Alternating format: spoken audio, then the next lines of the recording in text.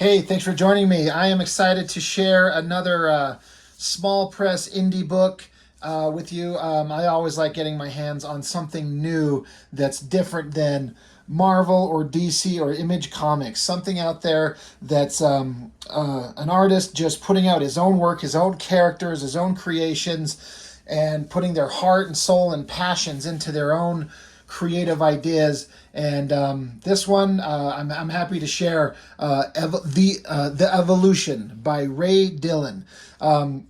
This gentleman, I've known him for a little while. I I want to say we're kind of internet friendly. He knows who I am. He remembers my name. I know him. We all used to, when I say we all, there's a bunch of artists that all used to group together on digital webbing, a website that's still up, but like most websites like that, they just don't really exist in the same way that they used to. There was a bunch of us that were in, like part of the website, posting artwork, sharing our creative drives, our passions and our interests, and I made several friends, several of which I still know to this day. And I was aware of Ray Dillon from that site, and he was always a fantastic artist. And that website, like I've said, like anything with kind of modern, everything's kind of like on Instagram and YouTube and Facebook, I guess, but websites like that just don't draw traffic. It's just not where people hang out anymore. But a bunch of us used to just kind of hang out there, and he was aware of me, as I remember. That's where he got familiar with me. We all posted up our artwork, and Ray has done work. I was looking up his like his information on him online. He's done work for a lot of people. He's done work for major comic book companies and movie studios, and worked as a professional artist for, I think it said almost 2 decades at this point. So that's a hell of a feat. I mean, I'm sitting here like just wishing I could get anybody to look at any damn thing that I do. But he's been working and making a living and creating and drawing for a long time, and he's got several projects that he's working on based on, like, you flip over the back of the book, more projects by Ray Dillon at Patreon. I got several different titles that he's doing. You can see him here. But this is one that I found on there. He's got a website, New Quest Comics, I believe. If I'm remembering that correctly, I think it'll say it on here somewhere. And I'll have the link in the description. So I went looking it up, and I bought this and one other book. I'm going to show them both. The other one you're going to be amazed at, but not to say you're not on this one, but they had a couple of awesome things that I picked up and got it ordered. And so here it is. And I wanted to do a spotlight. Like I've said, I enjoy showcasing independent creators' books. And this is another great example of that type of stuff. Now, it's black and white. Now, I can certainly understand why. I mean, printing a color book is very expensive and very time consuming, and maybe it was a conscious choice. Maybe he intentionally made it black and white because it works, but I don't know enough about the details of it. But yeah, that's how I know Ray. That's where I know him from, is the website. And then kind of took a break from posting on the internet for a while, and him and his wife, Ray Dillons, they're back, and they're posting artwork and putting their work out there again. They're hosting a every Wednesday on YouTube, a live stream where they talk art and creativity, and they review artists' work. And I believe it was their first one that they did. They put out there to the universe, like, hey, if you've got some artwork you'd like to be reviewed, send it to us and we will review it. And so I sent them a few pages from my Master's End book. And they had them up there and reviewed them. And I got to be honest, I was a little nervous because I'm like, I got a couple of working professionals looking at my work and critiquing it. But they gave really solid advice. They were very complimentary on the parts that they thought were good, and they were very honest about some parts that they thought could have been different. And so, none of it was like, oh my God, this is terrible. It was more like, this works, but if this was just adjusted this way, or this was moved, or maybe this was a little clearer. I found it an incredibly fun learning experience, and I enjoyed it quite a lot. So it was a real treat for me to have, my work showcased and looked at by a couple of, working pros. It's Ray, his wife, and another gentleman that I am sorry, I can't remember his name, but you can look them up. We'll have the link in the description for their YouTube channel as well. But so yeah, this is his book, and I I've read this, and I wanted to kind of just doing it is a little bit in reverse. What I really like, and I was kind of worried that there wouldn't be something in here. I actually wish there was maybe a little more, in that whenever an artist puts out a book of their own, um, I like to have them put something in the book that tells me about who they are and what this book is and what it means to them. And there's a bit of that here, and that's what I'm looking for. I mean, just for example, like this is my own book that I did here. This is the 4th book, and in the back of it, I mean, maybe it's too much. Maybe I'm getting ahead of myself. But I wrote some information in here about what it is, what it means to me, where I'm going with it. And then there were some pinups by some friends, and I listed their information. And that I like that kind of stuff. That's why I put it in mine. And he's got it here. So I just want to read this to you. I want to read to you what Ray has to say about the book before we look into the book proper. He says, "Thank you for reading my first issue of The Evolution. This book contains my love of superheroes, monsters, and rap. And I had an absolute blast making it, so I hope you're having as big of a blast reading it. In the following pages, you'll see a gallery of other artists doing their interpretations of my characters. In future issues, I'd love to continue showcasing the work of other artists of all ages. Send me your drawings and any of my characters, and I'll add them to the next issue." Speaking of, he's listing like there's a preview of issue 2, and then he gives a thanks to the people that work with him and are inspirations. So he lists several people, a prolific artist and best friend, this Brent Engstrom. I believe that's who's on their YouTube channel with him. Deborah, big sis, who inspired me to be an artist. Dalen, Judy Dillon, his mom and dad. My Patreon patrons, cartoonist Kayfabe, Joe Kubert and School, Bernie Wrightson, Todd McFarlane, Rob Liefeld, and you. Oh God, Rob Liefeld. Man, Ray, if you watch my channel, I know you watch some of it. You probably don't like how I kind of go hard on Mr. Liefeld. I am sorry.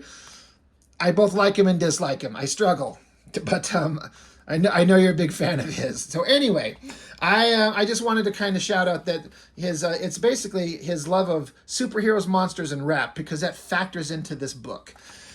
So I just wanted to shout that out there real quick.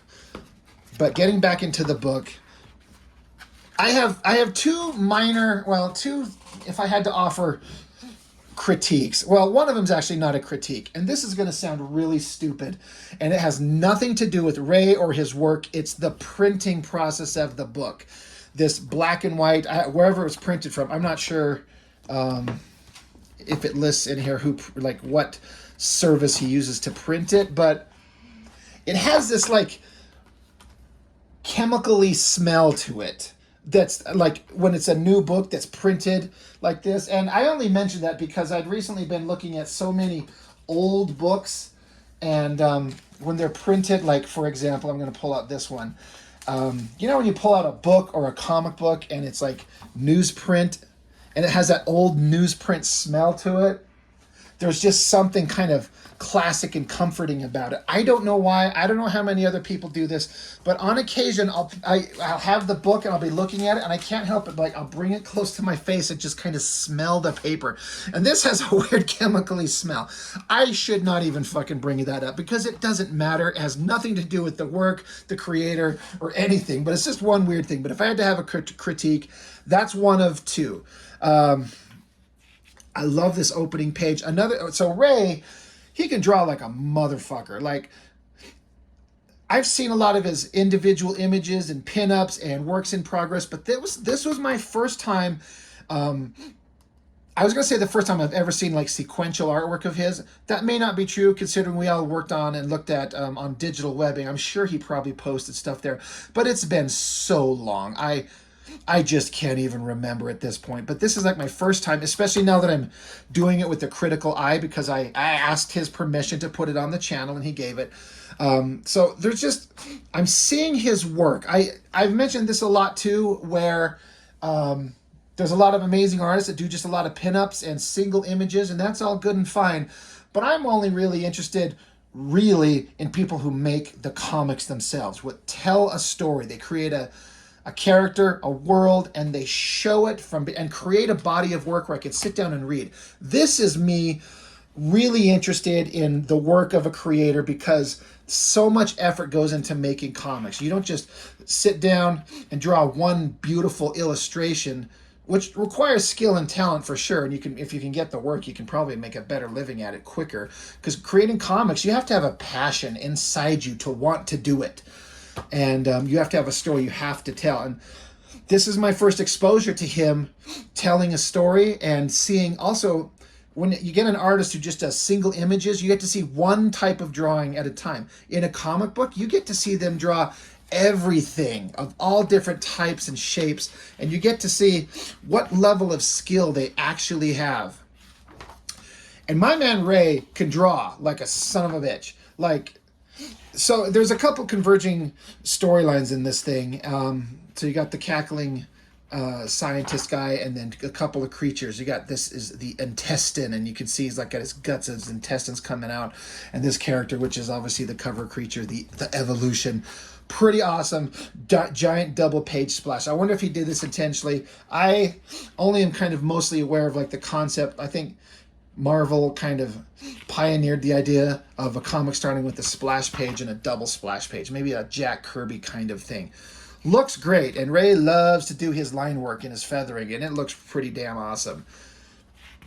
So, big, awesome splash page, and you'll see it's an interesting and unique take on panel layout, and this is the one thing that if I had a true microscopic criticism, I appreciate the artistic, divergence from the norm. He's not putting traditional boxes and keeping them contained, or doing one big image that maybe breaks the borders, but then surrounded with multiple boxes of characters.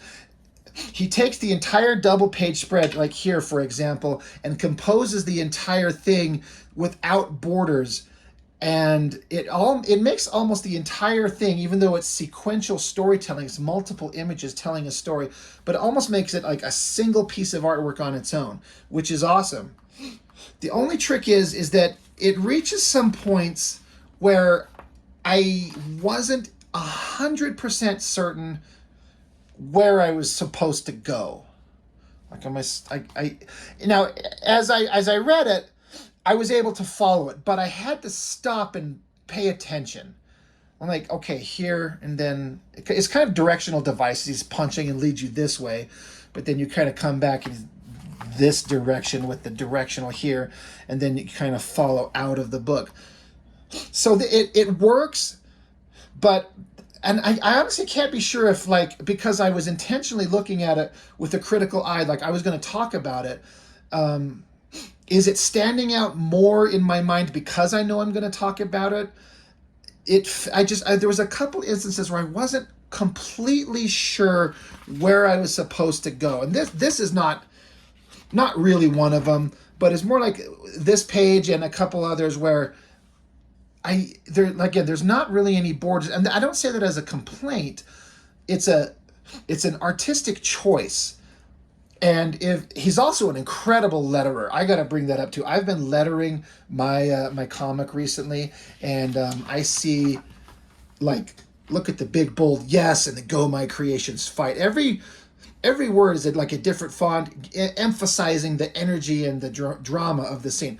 I have nothing that looks like that in my books at all, and I see that, and I understand why some professional artists get really pissy against using the digital generic lettering programs like I am using, because excuse me, because it limits you from doing really interesting stuff. Look at the way the lettering here, how is he's saying his stomach is getting sick, so the lettering box kind of trails off and wobbles, and you got this sound effect of him puking. You cannot make this exactly with the generic everyday use lettering bullshit that you get from the basic program I'm using.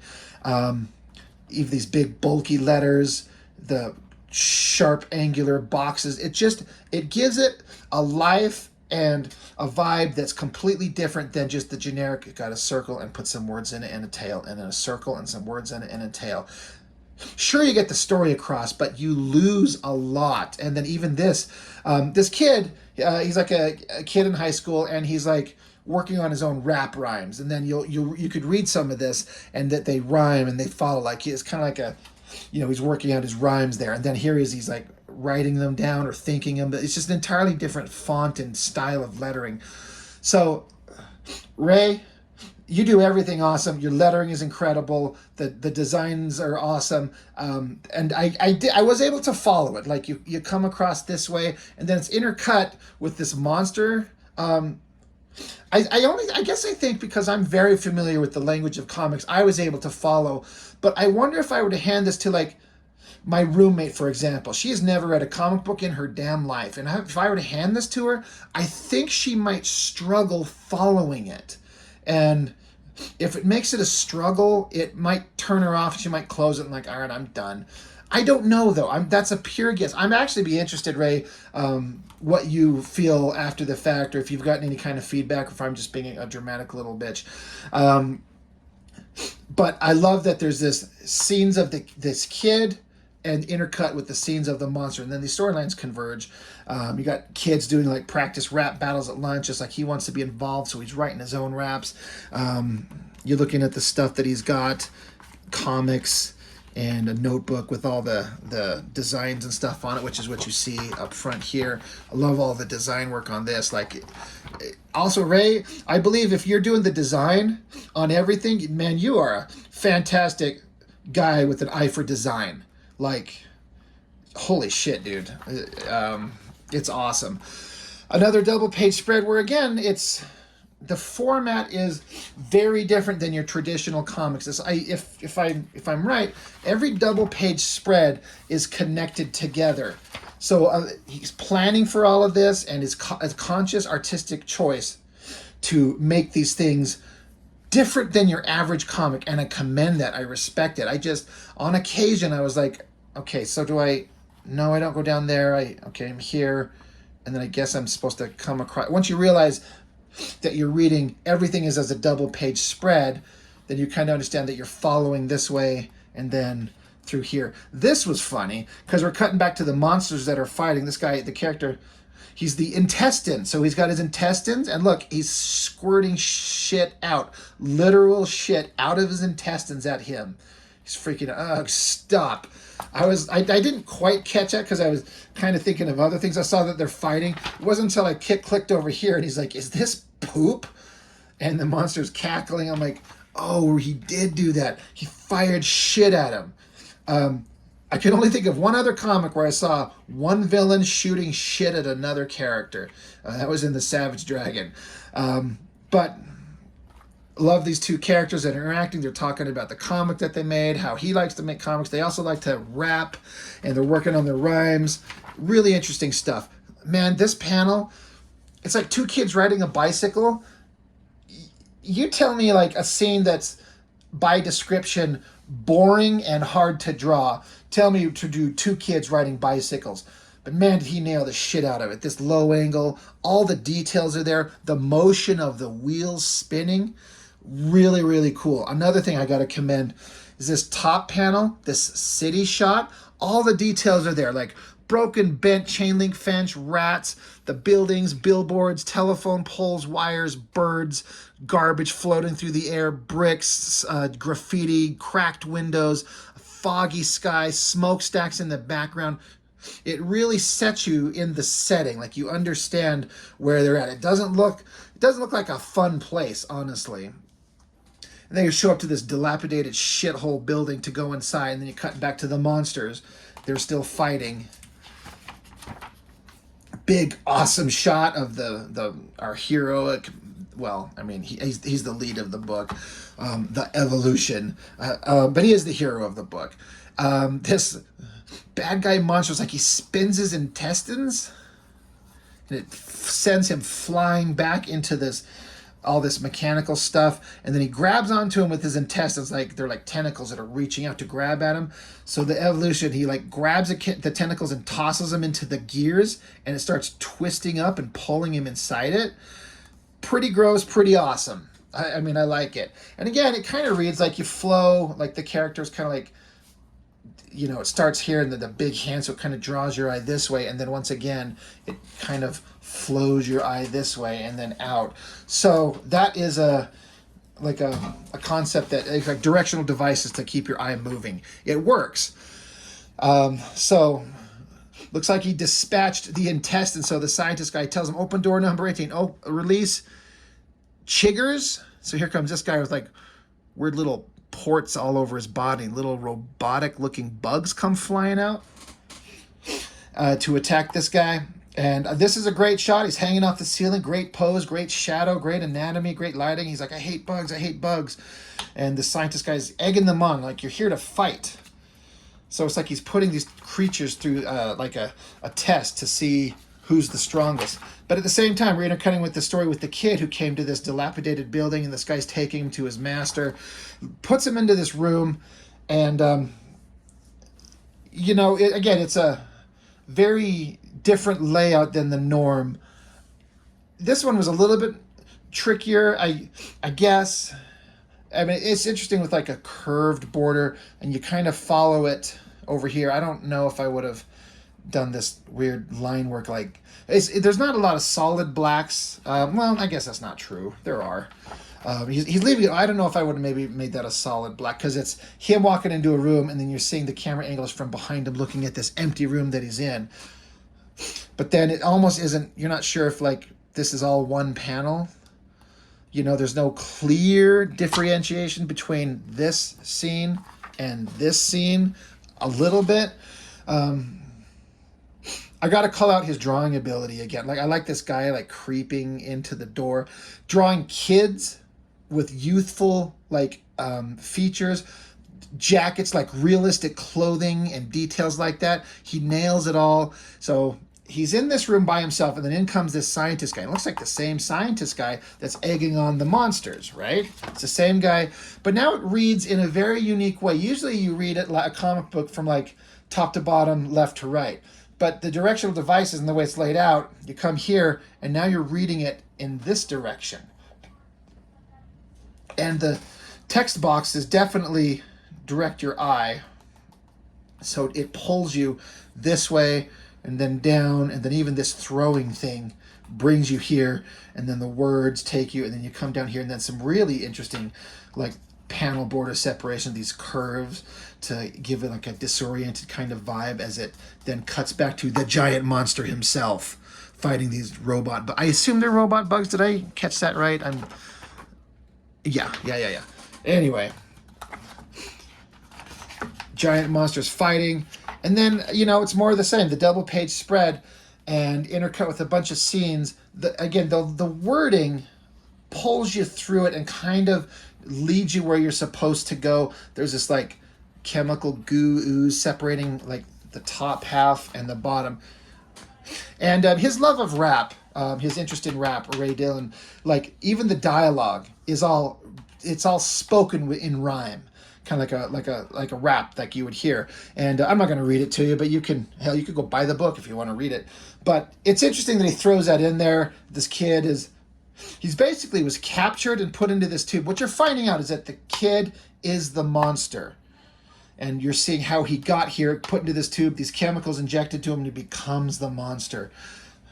All these drawings are awesome. He obviously loves to draw big creatures and all these details, and like the cartooning of like the kid imagining himself with big buck teeth and big ears sticking out the side of his head, people bullying him imagining this super hot girl that he's interested in. She's like, nope. She's not interested. Really interesting to mix all these different elements. Just like you said, superheroes, monsters, and rap. It's all here. And then big dark scene. He's opening his eyes. This door is creaking open as he walks into this room. And it starts basically here is like the same as like, I think, like the opening scene. You know, that's where if I'm understanding everything correctly, it starts here. I like this down shot, this angle looking down into this room. I like this creaking open door with the little light peeking out. And I should mention that Ray works digitally. This is all digital artwork. I don't know how long he's done that. I'm going to suspect a long time because he's so good at it.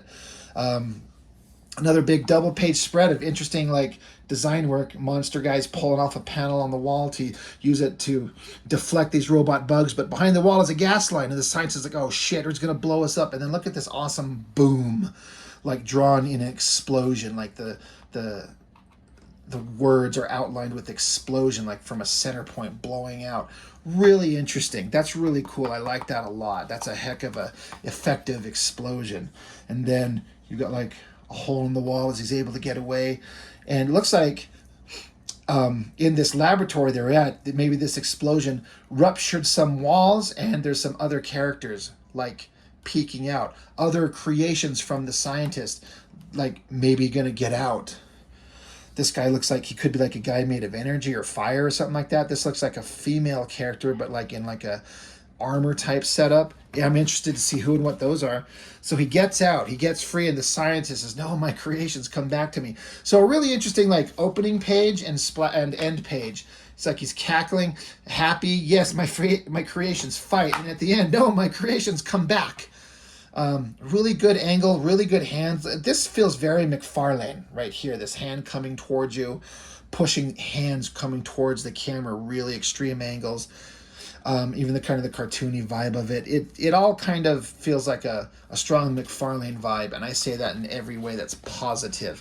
Sorry, I was just going back. I hadn't noticed particularly his ridiculous rims on his glasses look like gears or something like that. I'm not sure what that may mean, but I like it. It's very different. So that's very cool. So anyway, we're at the end of the book, and we're back to the front part where he's kind of talking about his book and what it means. He's got some fan art from people in here. You can check those out. And it gives their contact information listed there. So if you're interested, go follow those people. Go check them out. And then he's got a preview of the cover to issue 2. Hell of a awesome angle. And this, I've always been like, oh God, if I ever had to draw like a city close up, a building of a building, and like the fire escapes and the ramps, where it's all this like angled bars and stuff. Holy shit, that would be so time consuming, so difficult. I like the atmospheric rain in the background. That's really neat. And then he's got this thing, new character alert, fungus. He's like a giant walking mushroom thing. Excuse me, holy shit. Anyway, so new character alert, that's fun. And then again, the back cover, different books he's working on or done. I haven't looked up. I mean, I don't join his Patreon. But whether these are completed books or books he's working on, Silver Slayer, The Gatekeeper, the Shen? That's kind of interesting. And Power Goblin. That's a funny title. I like that, Power Goblin. Anyway, pretty awesome book, pretty great artwork, a very different approach to sequential storytelling, a very specific artistic choice to make it stand out and look different from stuff that you see in other traditional comic books. And I commend it. I just, like I said, there might be some parts where I'm like, I was able to read it. I got the story, but I wonder if it's part of it was because I am familiar with the way to read comics, and somebody else who may not might struggle, maybe. And I don't know. I mean, who's going to pick up comics except people that like to read comics? But every book is someone's first at some point. I don't know. It's hard to say. But it's a heck of a work. I highly recommend it. So look him up. I'll have links and everything in the description so you can go check out his webpage. And follow him on YouTube, follow him on Instagram, check him out. A guy with a creative drive and a passion that loves what he does, and he's creating a lot of stuff. He is not somebody who sits idle and is not wanting to create. And it's awesome, and I love it. So that's all I've got for now. Thank you for watching. I appreciate it very much, and I will see you next time.